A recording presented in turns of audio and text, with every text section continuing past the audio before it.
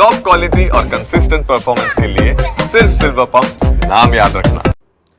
તો ચૂંટણી યોજાવાની છે જીસીએમએમએફની ને તેના ચેરમેન અને વાઇસ ચેરમેનને લઈને જે પ્રકારે એક બાદ એક સમાચાર સામે આવી રહ્યા છે. એક તરફ સીએમના નિવાસસ્થાને બેઠક ચાલી રહી છે તો બીજી તરફ હવે જોવાનું એ રહેશે કે કોના નામ પર અંતિમ મોહર લાગે છે. તેવામાં જ સંવાદદાતા ધર્મેન્દ્ર કપાસી સાથે સીધા જ લાઈવ વાત કરીશું અને જાણવાનો પ્રયાસ કરીશું. ધર્મેન્દ્ર, જીસીએમએમએફની ચૂંટણી ચેરમેન અને વાઇસ ચેરમેનનું પદ જે ગુજરાત માટે ખૂબ જ મહત્વનું સાબિત થઈ રહ્યું છે, કારણ કે ડેરી ઉદ્યોગ માટે ખૂબ જ મહત્વનું છે આ ફેડરેશન, અને તેવામાં હવે એક બેઠકનું આયોજન ગાંધીનગરમાં ચાલી રહ્યું છે. હજી સુધી અંતિમ મોહર નામ ઉપર નથી લાગી. શું શામળજીભાઈને જ રિપીટ કરવા કે નહીં તેને લઈને પણ અનેક અટકળો છે.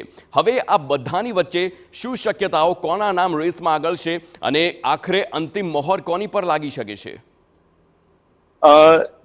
સૌથી હાઈ પ્રોફાઇલ મનાતી ફેડરેશનની ચૂંટણી આજે યોજાનાર છે. સામાન્ય રીતે 2.5 વર્ષના જે કાર્યકાળ માટે જે ચૂંટણી યોજાય છે તો 11ના ટકોરે ચૂંટણી ચાલુ થતી હોય છે. બોર્ડ રૂમની અંદર ચૂંટણી યોજાતી હોય છે, પરંતુ અત્યારે સમય 11:05 થઈ ગયો છે. સામાન્ય રીતે દર વખતે જ્યારે ચૂંટણી યોજાતી હોય છે ત્યારે નાયબ કલેક્ટરની અધ્યક્ષતામાં ચૂંટણી યોજાતી હોય છે, પરંતુ આજે જિલ્લા કલેક્ટરની ઉપસ્થિતિમાં ચૂંટણી યોજાનાર છે. ખૂબ જ હાઈ પ્રોફાઇલ માનવામાં આવતી હોય છે ચૂંટણી, કારણ કે 18 રાજ્યના જે 18 ડેરી સંઘો છે તેની અંદરથી જ એક જે ડેરીના ચેરમેન છે તે ફેડરેશનના ચેરમેન બનતા હોય છે. થોડા સમય પહેલા જ્યારે લગભગ મોટા ભાગની ડેરીઓના ચેરમેન ફેડરેશનની ઓફિસે પહોંચી ગયા છે. જે રીતે શામળભાઈ પટેલ દ્વારા નિવેદન આપવામાં આવ્યું છે કે સાબર ડેરીમાં જે વિવાદ હતો તે પૂર્ણ થઈ ગયો છે. 2 ટર્મ તેઓ ફેડરેશનના ચેરમેન રહી ચૂક્યા છે. તેમને ફરી વખત ચેરમેન બનાવવામાં આવશે કે કેમ તે એક પ્રશ્ન છે. બીજી તરફ વાલમજી હુબ્બલ, અમદાવાદ ડેરીના મોહનભાઈ ભરવાડ અને લગભગ 6 થી 7 ચેરમેનો એક સાથે પ્રવેશ્યા હતા.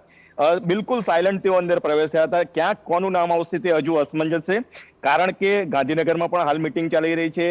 મેન્ડેટની અંદર કોનું નામ નીકળશે તે સૌથી મોટું પ્રશ્ન છે. બીજી તરફ જે રીતે સૂત્રો કહી રહ્યા છે કે લગભગ ઉત્તર ગુજરાતને ફેડરેશનના ચેરમેનનું પ્રતિનિધિત્વ મળી શકે છે.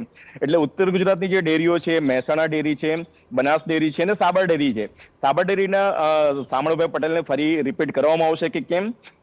શંકરભાઈ ચૌધરી જે ધારાસભ્ય ઉપરાંત વિધાનસભાના અધ્યક્ષ પણ છે અને બનાસ ડેરીના ચેરમેન છે, તેમને પણ લગભગ ચેરમેન પદ સોંપવામાં આવે તેવી શક્યતાઓ અત્યારે જોવાઈ રહી છે, કારણ કે 80,000 કરોડનું ટર્નઓવર ધરાવતા જે ફેડરેશન છે તો તેનો જે વહીવટ હોય છે તે અનુભવના આધારે થતો હોય છે. એટલે કોઈ નાના ડેરી સંઘને ચેરમેન પદ આપવામાં આવે તેવી શક્યતાઓ અત્યારે સૂત્રો વ્યક્ત નથી કરી રહ્યા.